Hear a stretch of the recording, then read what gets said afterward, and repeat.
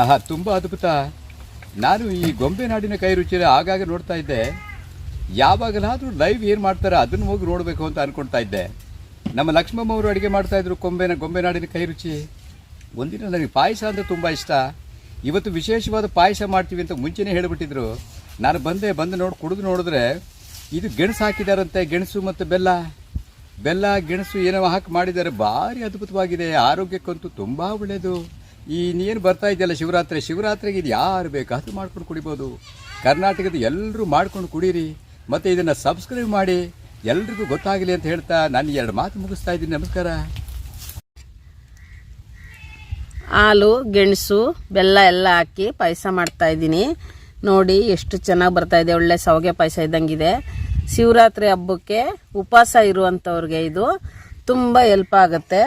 ಹೊಟ್ಟೆ ಜಾಸ್ತಿ ಇರೋರಿಗೆ, ಸುಸ್ತಿರೋರಿಗೆ ಈ ಗೆಣಸು, ಬೆಲ್ಲ, ಹಾಲೆಲ್ಲ ಇರೋದು ಸುಸ್ತು ಕಮ್ಮಿ ಆಗುತ್ತೆ. ಹೊಟ್ಟೆ ಆಗಲ್ಲ. ನೀವು ಬೆಳಗ್ಗೆ 1 ಗ್ಲಾಸು, ಸಾಯಂಕಾಲ 1 ಗ್ಲಾಸು ಎಲ್ಲ ಕುಡಿದ್ರೆ ಸಾಕು. ಉಪವಾಸ ಇದ್ದೀನಲ್ಲಪ್ಪ ಏನಪ್ಪ ಮಾಡೋದು, ಹೊಟ್ಟೆ ಹಸಿತದೆ ಅನ್ನಂಗಿಲ್ಲ. ಈ ಥರ ಮಾಡಿಕೊಂಡು ನೀವು ಶಿವರಾತ್ರಿ ಹಬ್ಬಕ್ಕೆ ಗೆಣಸಿನ ಪಾಯಸ ಮಾಡ್ಕೊಂಡು ಕುಡಿಬೋದು. ಹೊರಿಬೇಕು ಹಿಂಗೆ ಗೆಣಸಿದು, ಹಸಿ ಗೆಣಸು ಪಾಯಸ ಮಾಡೋಕ್ಕೆ. ಆಮೇಲೆ ಹೇಳ್ತೀನಿ ಮುಂದಕ್ಕೆ ಬನ್ನಿ.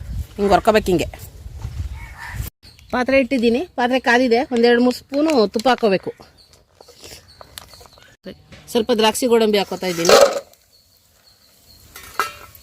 ದ್ರಾಕ್ಷಿ ಗೋಡಂಬಿ ಫ್ರೈ ಮಾಡ್ಕೊಂಡು ಎತ್ಕೊಂಡಿದ್ದೀನಿ. ಇವಾಗ ತುರಿದಿರುವಂಥ ಗೆಣಸು ಹಾಕೊಬೇಕು ಅದಕ್ಕೆ, ತುಪ್ಪಕ್ಕೆ. ಅದೇ ಪಾತ್ರೆಗೆ ಇದು ಗೆಣಸು ತೊಳೆದು ಜೀರಿ ಹೊರ್ದು ಎಲ್ಲ ತುರ್ಕೊಂಡಿರೋದು. ಈ ಥರ ತುರ್ಕೊಬೇಕಿದೆ, ಕ್ಯಾರೆಟ್ ತುರ್ದಂಗೆ ಸಣ್ಣಕ್ಕೆ.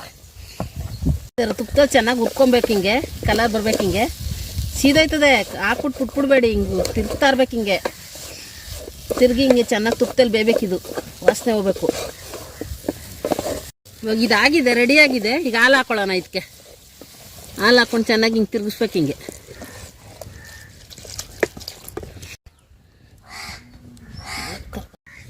ಇವಾಗ ಕುದೀತಾ ಇದೆ. ಇದಕ್ಕೆ ಬೆಲ್ಲ ಹಾಕೋಬೇಕು. ಉಂಡೆ ಬೆಲ್ಲ. ನಾನೊಂದು ಉಂಡೆ ಬೆಲ್ಲ ತೊಗೊಂಡಿದ್ದೀನಿ. ಉಪವಾಸ ಇರುವಂಥವ್ರು ಜಾಸ್ತಿ ಸಿಹಿ ತಿನ್ನಬಾರ್ದು, ನೀರು ದವರ್ ತರ್ತದೆ. ನೋಡಿ ಈ ಥರ ಕೆಚ್ಕೊಂಡು ಪುಡಿ ಮಾಡಿಕೊಂಡು ಬೆಲ್ಲ ಹಾಕ್ಕೊಬೇಕೀಗ.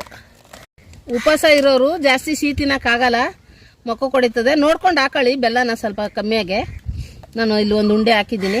ನಿಮ್ಗೆ ಎಷ್ಟು ಬೇಕು ನೋಡ್ಕೊಂಡು ಅಷ್ಟು ಅದಕ್ಕೆ ಮಾಡ್ಕೊಳ್ಳಿ. ಉಪವಾಸ ಇರುವಂಥವ್ರಿಗೆ ಗೆಣಸಿನ ಪಾಯಸ. ಸ್ವಲ್ಪ ಏಲಕ್ಕಿ ಪುಡಿ ಹಾಕೋತಾ ಇದ್ದೀನಿ. ಇದಾಯ್ತಾ? ಅದೀಗ ಎಲ್ಲ ಬೆಂದಿದೆ. ಗೆಣಸೆಲ್ಲ ಚೆನ್ನಾಗೆ ಪಾಯಸ ರೆಡಿ ಇದೆ. ಇವಾಗ ಸ್ವಲ್ಪ ದ್ರಾಕ್ಷಿ ಗೋಡಂಬಿ ಕರ್ದು ಮಾಡಿಕೊಂತಿರೋದು ಹಾಕವ ಅದ್ರೊಳಕ್ಕೆ.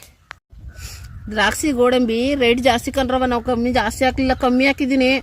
ನೀವೇನಾರ ಜಾಸ್ತಿ ತಿನ್ಬೇಕಂದ್ರೆ ಜಾಸ್ತಿ ಹಾಕೊಳ್ಳಿ. ನೋಡಿ ದ್ರಾಕ್ಷಿ ಗೋಡಂಬಿ ಕಾಣಿಸ್ತಾನೆ ಇಲ್ಲ, ಬರೀ ಪಾಯಸನೇ ಕಾಣಿಸ್ತಾ ಇದೆ. ನಾನೆಲ್ಲ ಸ್ವಲ್ಪನೇ ಹಾಕಿದ್ದೀನಿ. ನೀವು ಜಾಸ್ತಿ ಹಾಕೊಂಡು ಮಾಡ್ಕೊಳ್ಳಿ. ಈಗ ರೆಡಿ ಇದೆ.